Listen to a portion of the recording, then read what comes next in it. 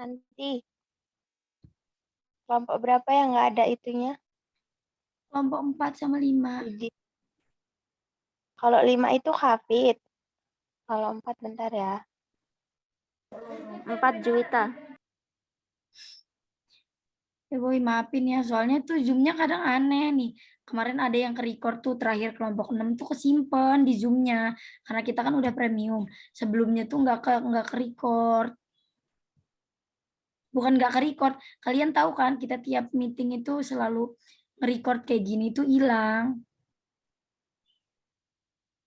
Oh. Berarti besok nanti kelompok Juwit sama Hafid ya? Kalau nggak malam kan yang penting ada audiens. Presentasi, kata misternya. Nggak apa-apa, yang penting di-record. Ya udah. Kalau enggak, abis ini aja sekalian nanti. Kan misternya mau masuk 30 menit terakhir.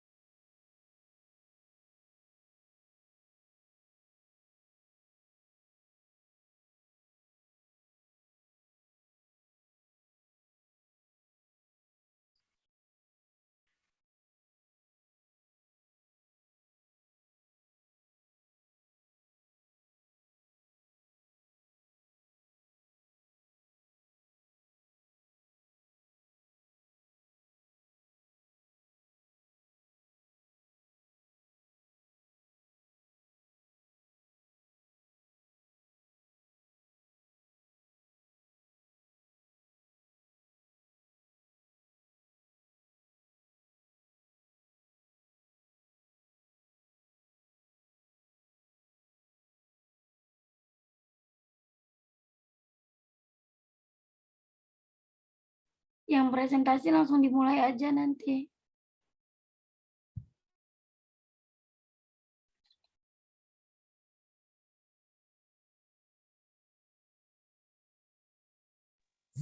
D. Iya.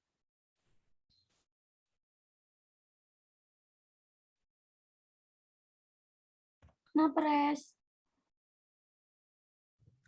Lah tadi kan nyuruh yang presentasi mulai aja.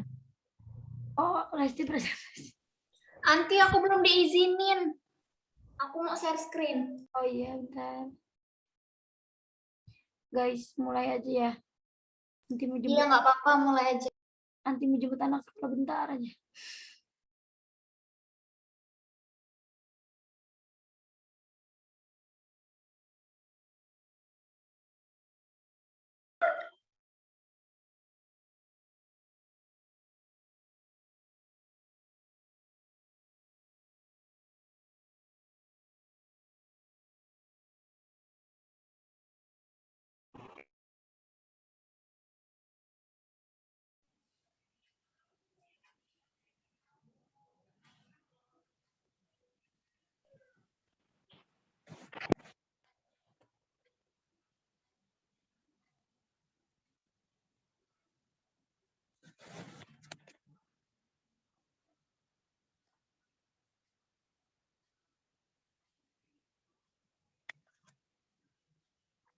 Assalamualaikum warahmatullahi wabarakatuh. Waalaikumsalam warahmatullahi wabarakatuh. Kami dari kelompok 7 yang terdiri dari 3 orang, yaitu Resti Wulandari, Siska Andini, dan saya sendiri Muftah Hamid sebagai moderator, akan mempresentasikan hasil materi makalah kami yang berjudul penelitian tindakan kelas atau classroom action research.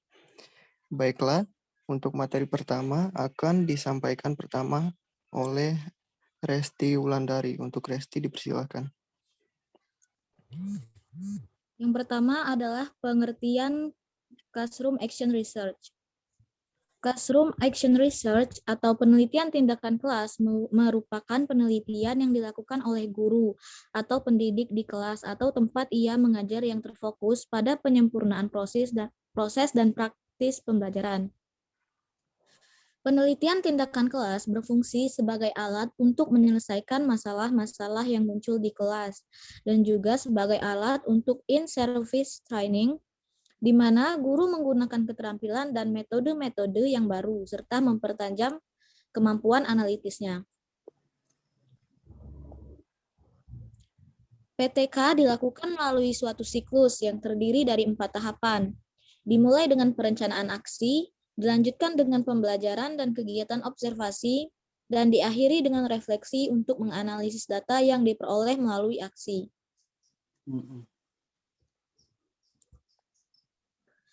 Kemudian, tujuan Classroom Action Research.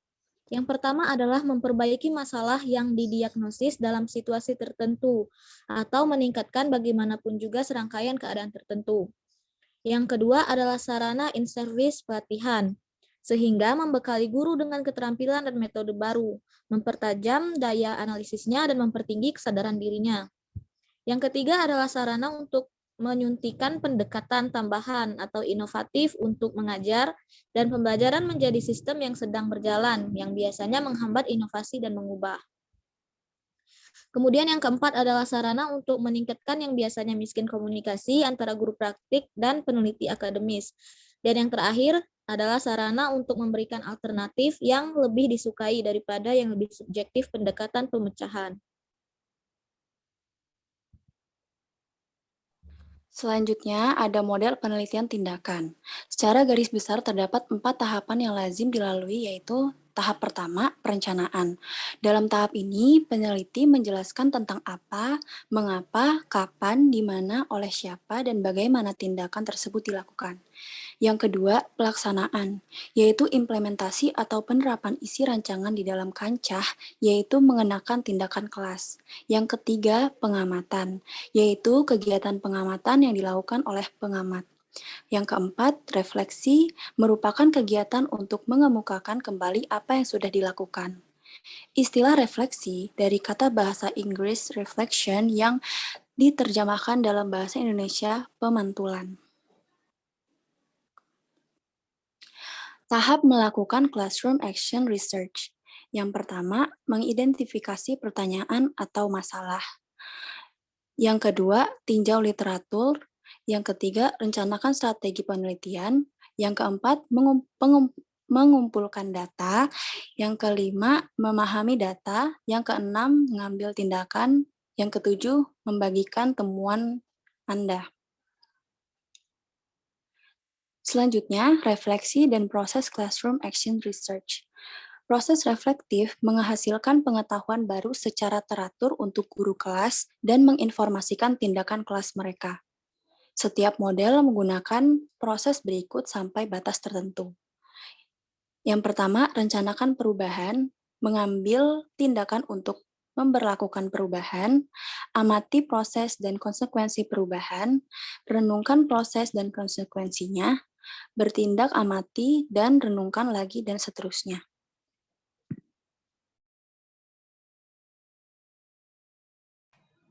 Selanjutnya adalah contoh topik classroom action research. Berikut adalah beberapa contoh topik penelitian tindakan dalam kelas. Yang pertama adalah penelitian tindakan dalam teori, berteori penelitian, tindakan untuk kelas, guru kelas membangun pengetahuan mereka sendiri, epistemologi, ontologi, dan penelitian tindakan, posisi peneliti dalam penelitian tindakan, keuntungan terlibat dalam penelitian tindakan di kelas. Selanjutnya adalah sasaran atau objek classroom action research.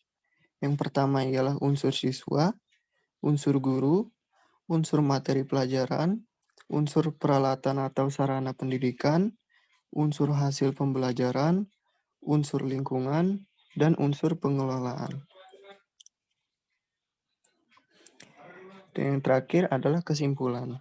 Kesimpulannya adalah penelitian tindakan kelas adalah metode untuk mencari tahu apa yang berhasil terbaik di kelas sendiri sehingga guru dapat meningkatkan pembelajaran siswa. Di sana banyak cara untuk meningkatkan pengetahuan tentang mengajar. Tujuan penelitian tindakan kelas adalah untuk meningkatkan kemampuan guru mengajar di kelas, departemen, atau sekolahnya sendiri. Baiklah, sekian dari hasil diskusi kami. Bagi yang ingin bertanya, kami membuka 2 sesi yang terdapat 2-3 pertanyaan.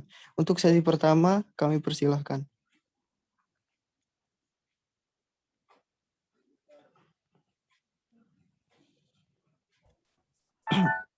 Mukhtar mau nanya.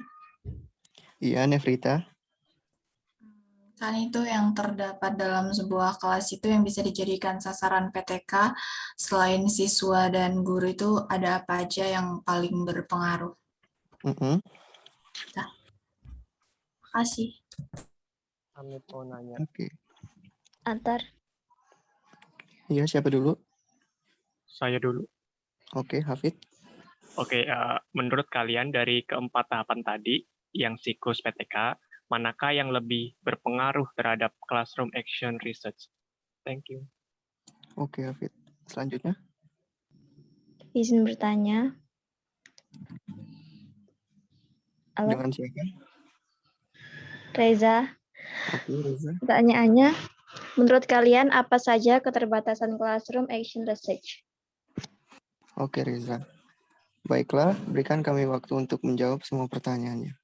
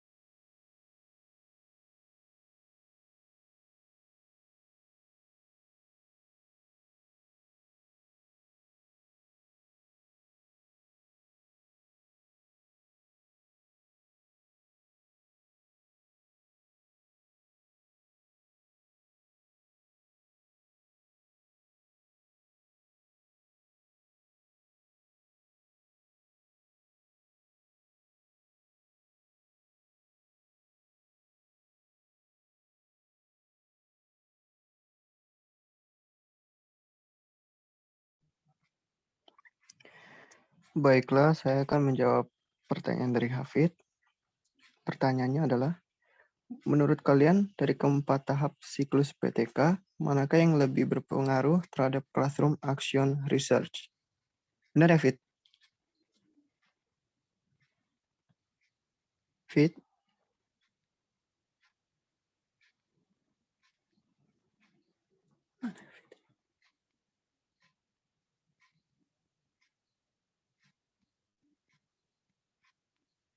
Baiklah, langsung saya jawab.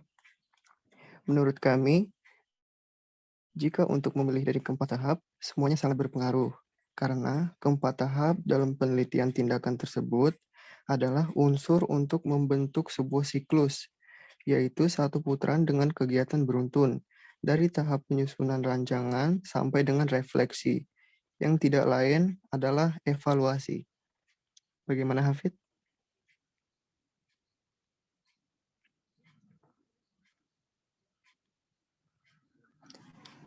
Hafid?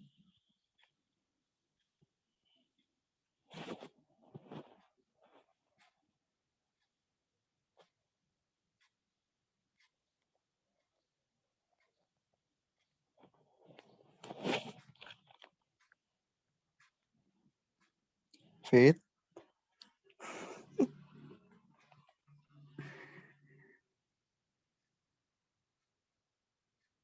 Mungkin next aja dulu. Orang yang lagi nggak ada. Oke. Oke, next ya. Saya akan menjawab pertanyaan dari Nevrita, yaitu di dalam sebuah kelas yang bisa dijadikan sasaran PTK selain siswa dan guru itu apa aja yang paling berpengaruh dalam penelitian. Menurut kami, selain siswa dan guru, ada beberapa sasaran objek yang dapat diamati dan berpengaruh dalam melaksanakan classroom action research. Yaitu yang pertama, mata pelajaran dapat dicermati urutan tersebut ketika disajikan kepada siswa meliputi perorganisasian, cara penyajiannya, atau pengaturannya. Yang kedua, peralatan atau sarana pendidikan meliputi peralatan baik yang dimiliki oleh siswa secara perorangan, peralatan yang disediakan oleh sekolah, ataupun peralatan yang disediakan dan digunakan di dalam kelas. Yang ketiga, hasil pembelajaran yang ditinjau dari 3 ranah yang dijadikan titik tujuan yang harus dicapai melalui pembelajaran, baik susunan maupun tingkat pencapaian. Yang keempat, itu lingkungan, baik lingkungan siswa di kelas, sekolah, maupun yang melingkungi siswa di rumahnya. Yang terakhir, pengelolaan, yang jelas-jelas merupakan gerak kegiatan sehingga mudah diatur dan direkayasa dalam bentuk tindakan. Bagaimana Nevrita? Bisa dipahami? Bisa, Siska. Terima kasih atas jawabannya. Sama-sama.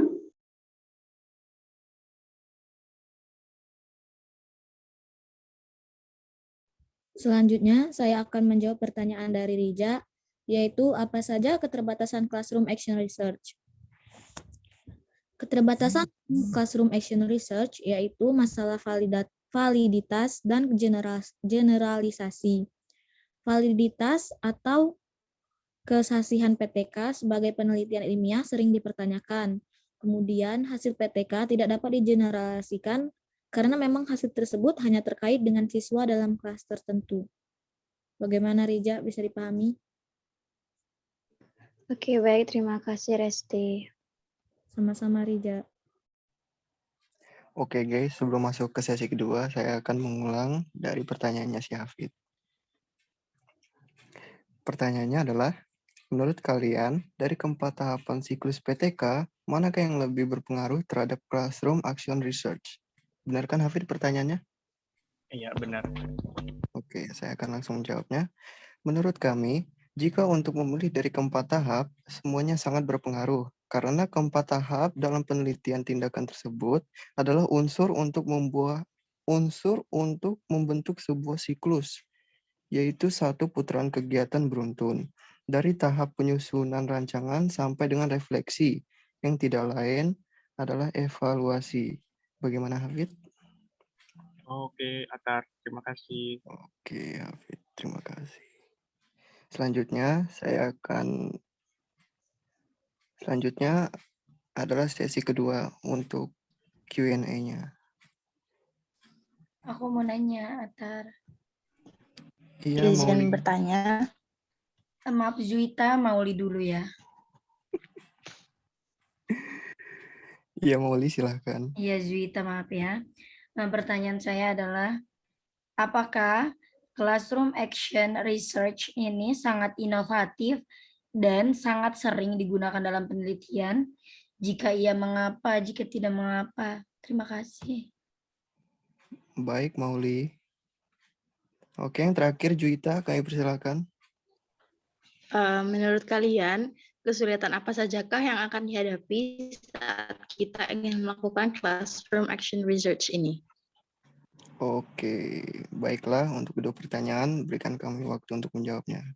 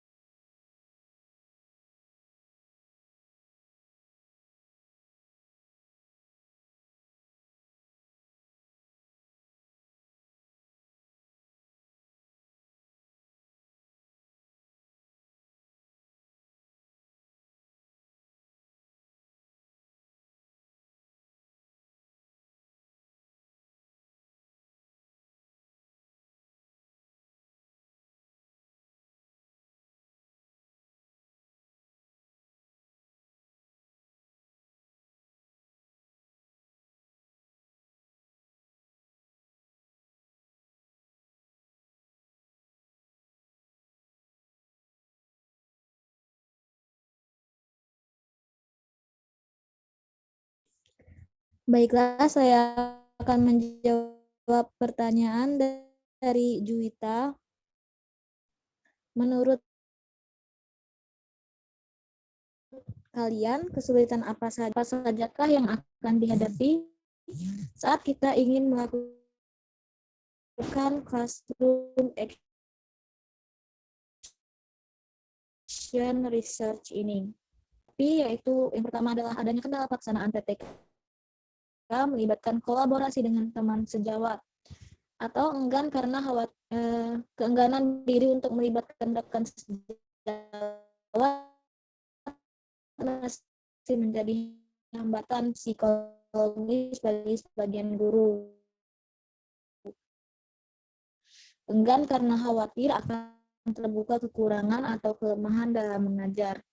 Kemudian adanya kendala penulisan laporan kegiatan bekal yang diperoleh ikuti diklat PPK dan diklat ini belum terapkan secara adanya kendala prosedur pengesahan syarat kegiatan PPK dapat diajukan. PPK telah diselenggarakan di hadapan guru, baik rekan guru dari sekolah sendiri maupun rekan guru di sekolah lain. Kemudian bukti fisik. Tentu saja persyaratan ini tidak mudah untuk dilaksanakan secara nyata di lapangan. Bagaimana Juwita? Iya, Resti, paham. Terima kasih. Sama-sama. Oke, selanjutnya saya akan menjawab pertanyaan dari Mauli Febrianti. Apakah Classroom Action Research ini sangat inovatif dan sangat sering digunakan dalam penelitian? Jika iya, mengapa? Menurut kami, iya, karena dalam PTK atau Classroom Action Research ini dapat meningkatkan kualitas pembelajaran di kelas dengan sasaran akhir adalah perbaikan hasil belajar peserta didik. Sebagai model penelitian bagi peserta didik untuk meningkatkan hasil pembelajarannya melalui tindakan guru yang inovatif dan kreatif dalam upaya mengatasi permasalahan belajar di kelas. Bagaimana Anti, bisa dipahami?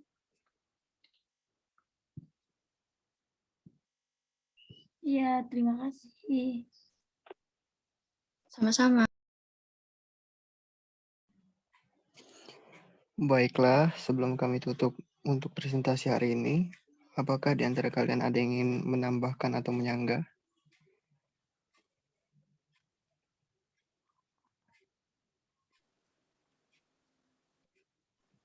Cukup, terima kasih. Oke, baiklah, sekian dari kelompok kami. Wassalamualaikum warahmatullahi wabarakatuh. Waalaikumsalam warahmatullahi Waalaikumsalam wabarakatuh. warahmatullahi wabarakatuh.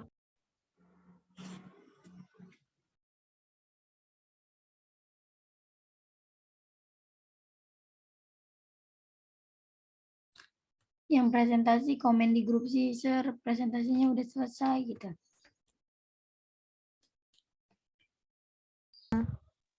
Iya, Ti.